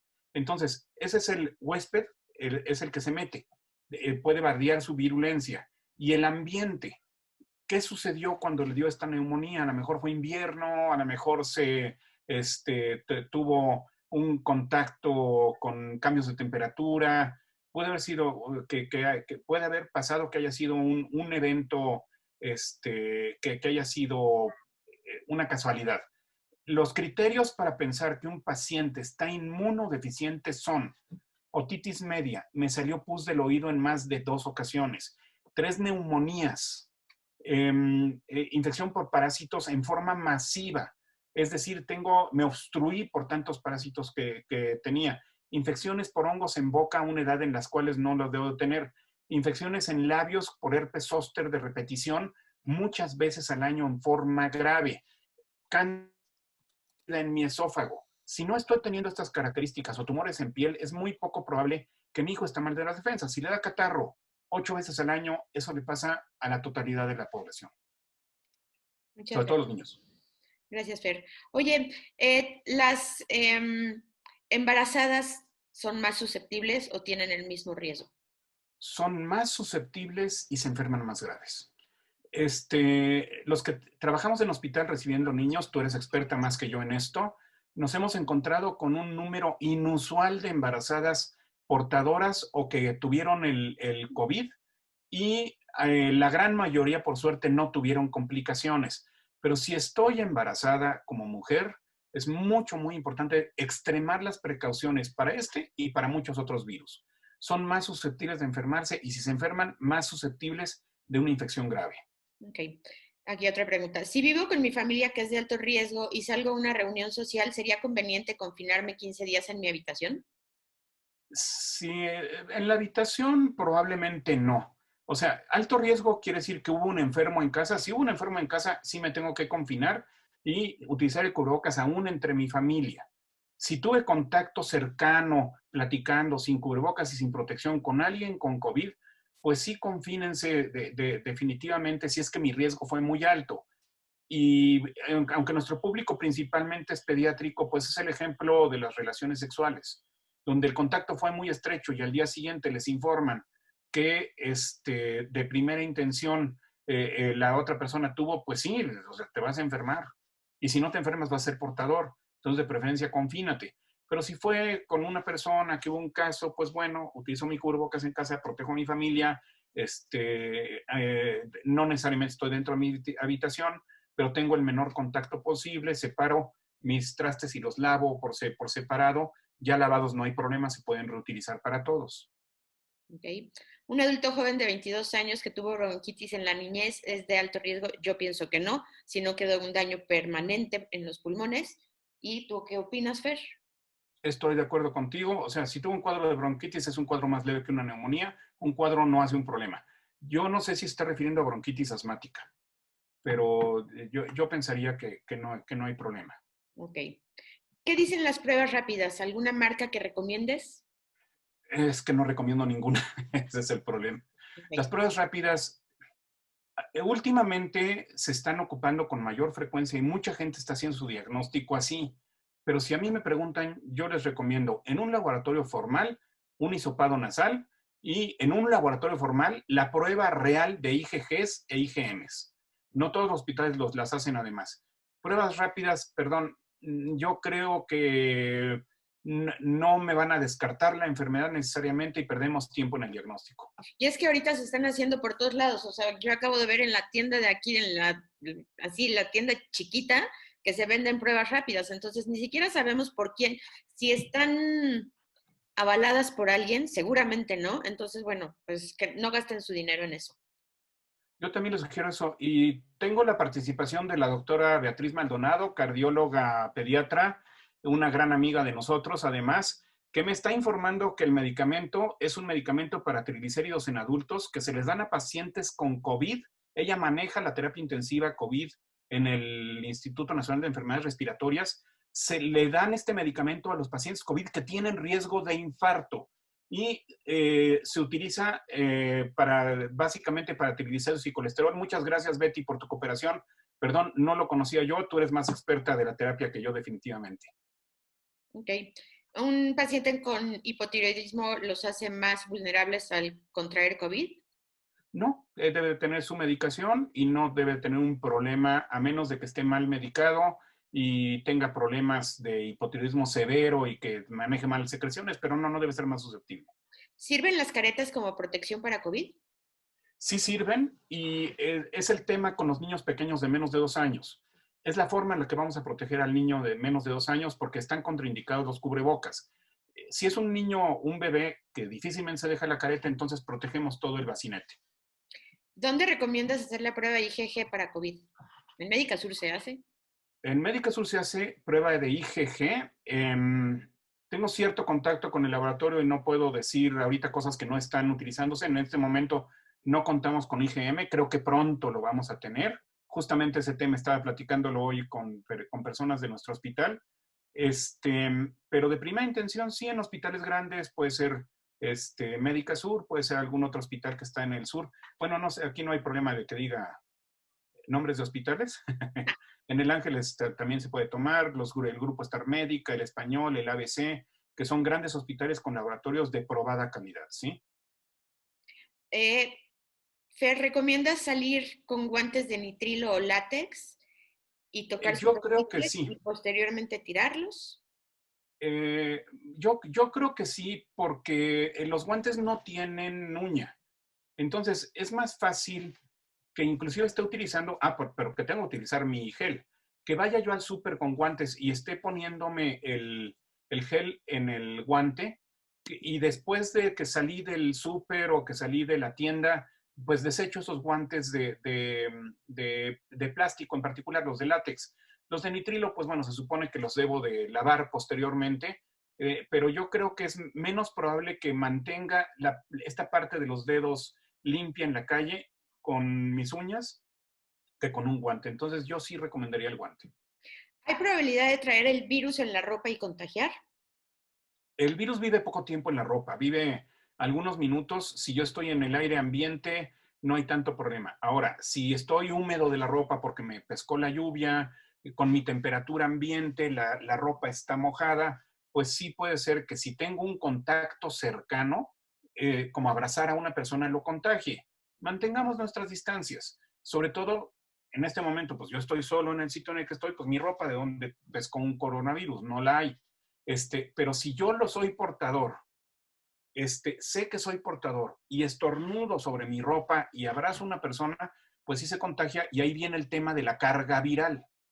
Es decir, que tantos virus son los que estoy yo contagiando. Ok. Este, Y tengo secreciones en mi ropa, pues sí contagio. ¿Es verdad que no sirven las IgGs porque la respuesta es más de inmunidad tipo celular que humoral? Las IgGs definitivamente sí sirven. Entonces, la IgG me está determinando, como en muchas otras enfermedades, la inmunidad permanente bueno, que esperemos que sea permanente de una persona. Sí sirven. No en todos los casos el paciente hace IgGs, ese es el problema. Es decir, muchos pacientes que tuvieron la enfermedad no los desarrollaron nunca. Entonces es poco probable que esa persona quede con inmunidad, pero cuando se salieron positivas, me sirven para saber en qué estado está mi paciente de la enfermedad y como inmunidad. Sí funciona. ¿Qué relación tiene la conjuntivitis con el COVID? A un primo le dio COVID y al mismo tiempo conjuntivitis y ha sido complicado mejorar. Es una vía de entrada, es un virus que puede permanecer mucho tiempo en algunos casos y es probable que le haya quedado alguna infección local. Ahora, a lo mejor después quedó susceptible a algún otro proceso alérgico. Va a tener que consultar usted a su oftalmólogo porque pocos pacientes reportan esto que usted está diciendo, de tener por tiempo prolongado conjuntivitis. Probablemente tenga una sobreinfección y requiera una gota antibiótica para tratar esa sobreinfección o un proceso alérgico, que hay gotas especiales para eso. Y por aquí veo a una oftalmóloga conectada que si puso atención a la pregunta nos puede ampliar un poquito más esto, la doctora Golzarri. Perdón, se cortó el audio. No escuché la pregunta, discúlpame. No. Era a ver si una oftalmóloga que anda por aquí también nos podía dar Sí. una opinión al respecto.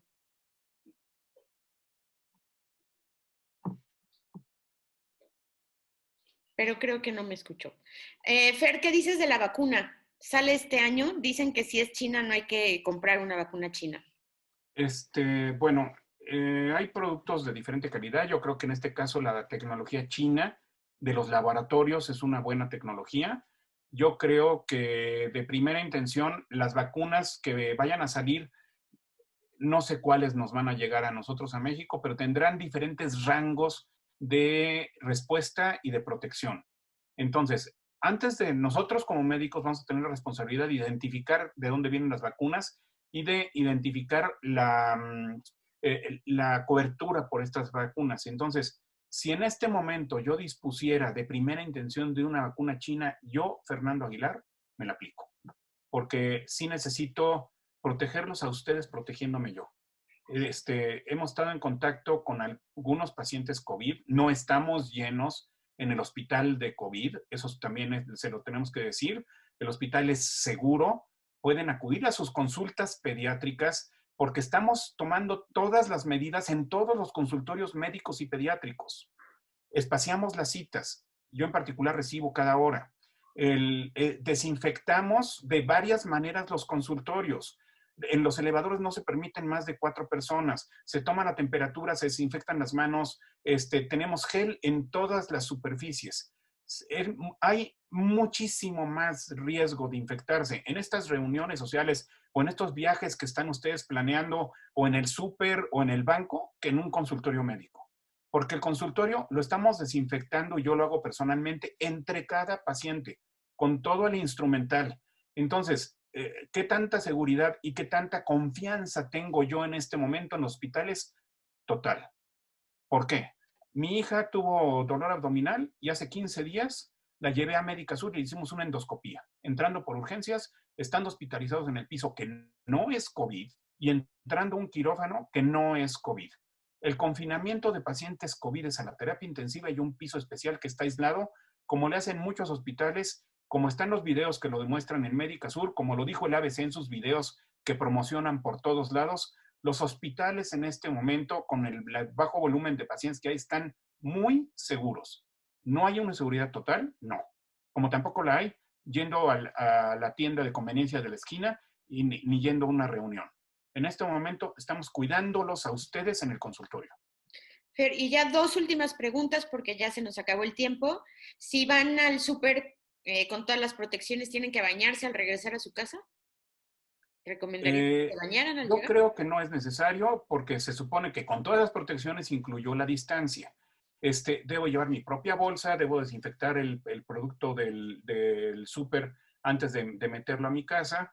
Si quieren extremar precauciones, pues tengan alguna sudadera especial para ir al súper, que la dejemos en el coche donde le pegue el sol un rato antes de meterla a la casa a lavar, o la meto en una bolsa de plástico por separado, la puedo rociar un poquito, busquen la blanca para que le pongan un poco de cloro, pero no necesariamente tienen que llegar a bañarse. Si tuvieron un contacto sospechoso, como que la del pan estaba moqueando o la de cajera también, bueno, pues podríamos exagerarle dándonos un baño rápido. Aquí me contesta la oftalmóloga. La única forma de saber si la conjuntivitis es por adenovirus común y corriente o COVID es con la prueba PCR. Sí, Bueno, es muy probable que tenga una aunado a lo que tú sobreinfección. habías dicho. Sí. ¿Es más riesgoso usar transporte público o motocicleta? De la motocicleta me puedo caer, yo en particular, Sí, pero ¿verdad? en cuanto al contagio, que es el tema de esta reunión, definitivamente el transporte público. En la motocicleta es muy poco probable que tengamos contacto con un virus si estamos al aire ambiente, separados de los demás. El transporte público es muy difícil mantener las distancias. Siente uno respiración de la gente aquí abajito en la oreja. Entonces hay que tener mucho cuidado con el transporte público, pues tratar de llevar una careta de buena protección que me cubra hasta atrás de los oídos, atrás de las orejas. Si el transporte público es un problema, no sé cómo se va a resolver una vez que regresemos a una normalidad normal. ¿El aisol en aerosol puede ocasionar problema pulmonar? Si soy susceptible, sí. De hecho, no es conveniente estarlo respirando. Lo ideal es rociarlo y retirarme de la habitación. ¿Consumir alimentos que no están envueltos como el pan es riesgoso consumirlo? Bueno, no podemos vivir con tanta paranoia. Yo creo que sí es conveniente saber que el pan se supone que de las charolas lo ponen directamente a la exposición y se supone que se están cuidando los negocios. Hay toda una reglamentación que nos están obligando a las micro, pequeñas y grandes empresas para cuidar a la gente. Entonces, riesgo cero no va a haber. No lo hay. No va a haber en muchos meses, probablemente en años. Pero dejar de comer pan tan rico que es, pues realmente yo creo que moderándolo de vez en cuando y viendo que está envuelto, pues sí. Si está expuesto en una panadería, que es poco probable, pues el riesgo, a menos de que lo acaben de sacar, es de que otra persona lo toque, lo tome. O tose o estornude o algo así, ¿no? Sí, ese sería el riesgo. Ahora sí, ya la última, Fer, te lo prometo. Si están tomando factor de transferencia indicado por un inmunólogo y tienen gripa, ¿lo pueden continuar o lo tienen que suspender hasta que se quite la gripa? Lo pueden continuar sin problemas, le ayuda además para el proceso que está en ese momento. No lo suspenda, por favor. ¿Y qué desinfectante recomiendas para casas y para consultorio?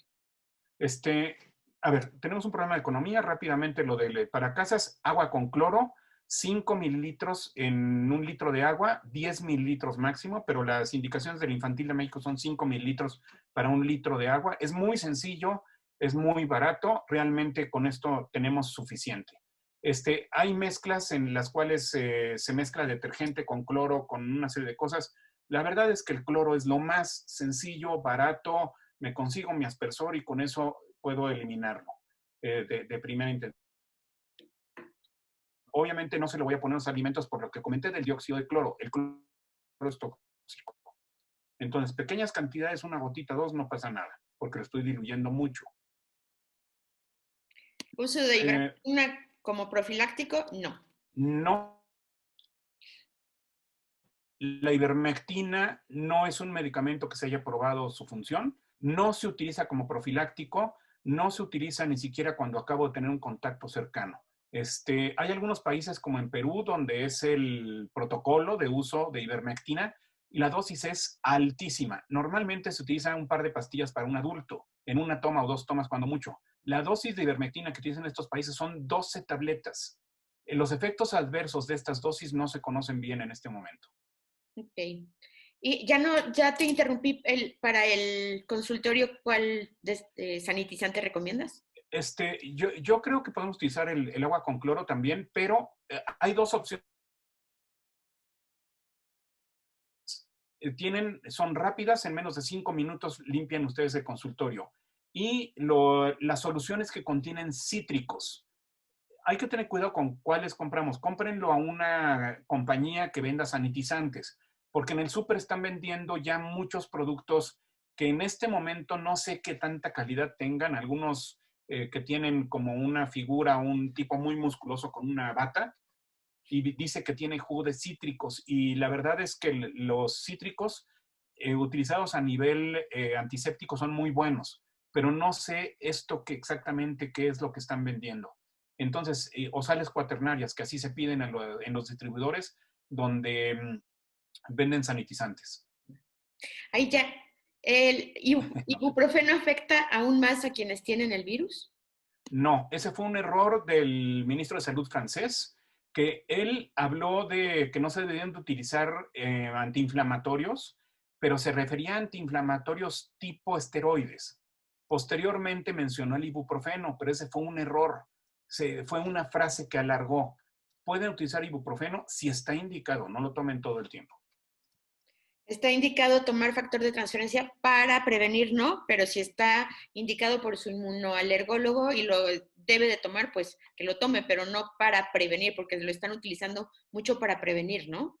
Así es, sí, no, como preventivo yo creo que no. Y bueno, ahora que estás tocando ese tema, tengan mucho cuidado con el factor de transferencia, perdón, pero hay charlatanes que venden factor de transferencia de cocodrilo y bovino, es decir, de vaca. No sirve en absoluto. Este tipo de factor de transferencia lo he visto que lo venden hasta en estéticas. Y mi sistema inmunológico no es el de un lagarto y no es el de una vaca. Por lo tanto, hay gentes que les venden el factor de transferencia muy barato. Lo más probable es que sean estos factores de transferencia que serán muy buenos para los becerros o para las lagartijas. Para nosotros no. Ok. Ibuprofeno para quien tiene migraña puede tomarlo sin problema, ¿no? Sí. Bueno, pues ya te explotamos muchísimo, Fer. Muchísimas gracias por esta excelente plática, súper clara, muy puntual, todas las cosas para que no se dejen de engañar con todas las publicaciones que salen en las redes sociales. Hay que hacerle caso a los expertos, a los que saben, como el infectólogo pediatra Fernando Aguilar del Real. Y muchas gracias a toda la audiencia. Pues nada más. En pantalla tienen los datos de contacto de la doctora Gabriela Millot. Ay, es que no se está compartiendo ahorita, Fer. ¿No se está compartiendo? Tu pantalla no. Algo hice por aquí. O yo. Estoy pidiendo ayuda técnica, un segundo, si me permiten, antes de que corten.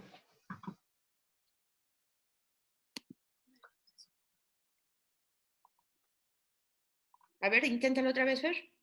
Sí. Porque a lo mejor era yo. Listo. Sí, es la última diapositiva. Eso.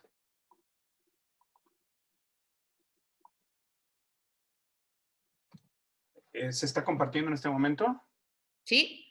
Ok, sí, disculpen, había olvidado presentarles. Cualquier contacto para compartir el video, tienen aquí los datos de la doctora Millot. En la anterior tenían mis datos. Y bueno, de ahí yo se lo paso al doctor Fernando para que él también pueda compartirlo a sus pacientes si es que si no entraran a verlo acá. Y bueno, Pues muchas felicitaciones tenemos aquí, Fer, excelente plática y muchos agradecimientos también de todo el público y míos.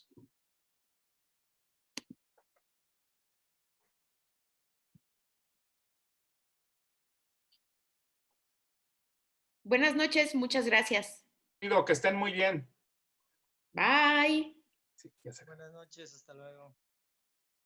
Buenas noches, muchas gracias. Muchas gracias, hasta luego. Muchísimas gracias, excelente plática. Gracias, buenas noches. Hola, abuela. Muchas gracias, buenas noches. Felicitaciones, doctor, aleccionador todo, doctores. Muchas gracias, doctor. Gaby, buenas noches. Muchas gracias. Gracias, Chio. Así me contesta. Gracias, doctora Gaby. Gracias a ustedes, Nat, Sofi. Hola. Así es que ya saben, cuídense mucho todos y... Gracias. Gracias. Qué bueno que fue de mucha utilidad la plática.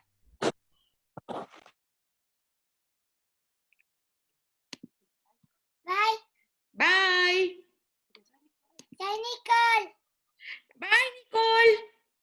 Adiós. Adiós, muñeca. Luego te mando una foto, Gaby. Sí, creo. ¿Cómo se llama? ¿Ya vi? Adiós. Bye, Gaby, muchas gracias. Bye. Gracias a ustedes.